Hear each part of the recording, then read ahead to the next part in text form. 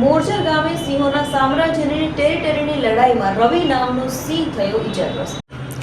ધારીના મોરજર ગામે ઇજાગ્રસ્ત સિંહનું રેસ્ક્યુ કરવામાં આવ્યું હતું.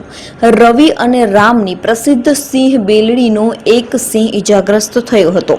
સિંહોના સામ્રાજ્યની ટેરિટરીની લડાઈમાં રવિ નામનો સિંહ ઇજાગ્રસ્ત થયો હતો. સિંહોની આંતરિક લડાઈમાં રવિ નામનો સિંહ ઇજાગ્રસ્ત થયો હતો. વન વિભાગના ફોરેસ્ટ કર્મીની નજરે ઇજાગ્રસ્ત સિંહ ચડ્યો હતો. તાત્કાલિક વન વિભાગના અધિકારીને જાણ કરી સિંહનું રેસ્ક્યુ ઓપરેશન હાથ ધરાયું હતું. 2 દિવસની ભારે જહેમત બાદ ઇજાગ્રસ્ત સિંહ પાંજરે પુરાયો હતો. ઇજાગ્રસ્ત સિંહને Ambardi safari park animal care સેન્ટરમાં ખસેડાયો છે.